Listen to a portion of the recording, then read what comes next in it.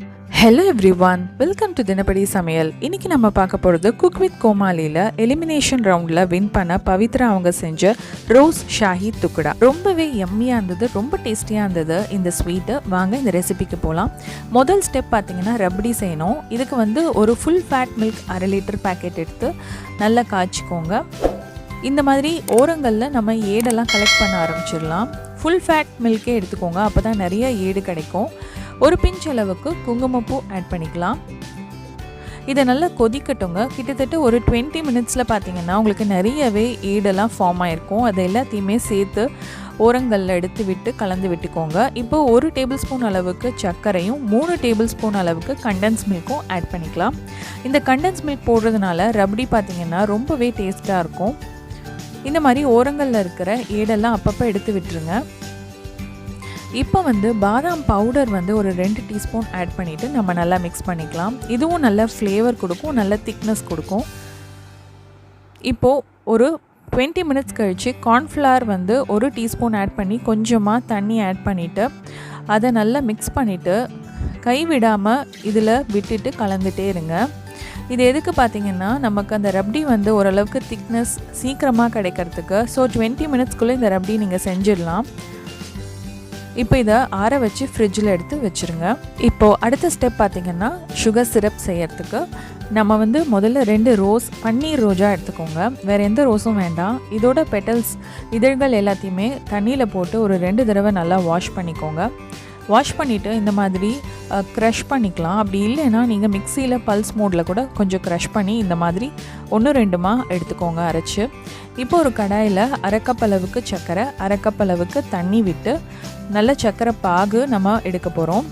இந்த சர்க்கரை பார்த்திங்கன்னா நல்ல ஓரளவுக்கு பிசுபிசுப்பு தன்மை வந்தால் போதும். சர்க்கரை நல்லா கரையட்டும். கொஞ்சமாக என்ன பண்ணுங்கள், ஒரு 1/2 டீஸ்பூன் அளவுக்கு ஏலக்காய் பொடி ஆட் பண்ணிக்கோங்க. இப்போது இதை நல்லா மிக்ஸ் பண்ணி விட்டுக்கலாம். நம்ம க்ரஷ் பண்ணி வச்சுருந்தோம் இல்லையா ரோஸ் பெட்டல்ஸ், இதை 1 டீஸ்பூன் அளவுக்கு ஆட் பண்ணிக்கலாம். நிஜமாகவே இதை போட்ட உடனே நல்ல வாசனை இருந்ததுங்க. நம்ம எப்படி ரோஸ் எசன்ஸ் ஆட் பண்ணுவோமோ அதே ஃப்ளேவரில் ரொம்பவே நல்லா இருந்தது. இப்போது நம்ம பிசுபிசுப்பு தன்மை வந்தால் போதும், நம்ம கேஸ் ஆஃப் பண்ணிடலாம். இதை வார்மாகவே வச்சுக்கலாம். இதுக்கு அடுத்தது பார்த்திங்கன்னா ப்ரெட்டை நம்ம ஃப்ரை பண்ண போகிறோம். நான் இன்றைக்கி மில்க் ப்ரெட் தான் எடுத்திருக்கேன். நீங்கள் சாண்ட்விச் ப்ரெட் எடுத்திங்கன்னா கொஞ்சம் உப்பாக இருக்கும், அதனால் மில்க் ப்ரெட் எடுத்துக்கோங்க. இந்த மாதிரி ட்ரையாங்கிள் ஷேப்பில் எல்லாத்தையுமே கட் பண்ணி பீசஸ் எடுத்து வச்சுக்கோங்க. க்ரஸ்டெல்லாம் ரிமூவ் பண்ணிடலாம். ஸோ நான் இன்றைக்கி நெய்யில் தான் இதை பொரிக்க போகிறேன். பட் கொஞ்சமாக நெய், ஒரு 2 டேபிள் ஸ்பூன் நெய்யில் ஒரு பேனில் நல்லா ஸ்ப்ரெட் பண்ணிவிட்டு அதில் நீங்கள் லோ ஃப்ளேமில் பொரிச்சிங்கன்னாவே போகிறோம்.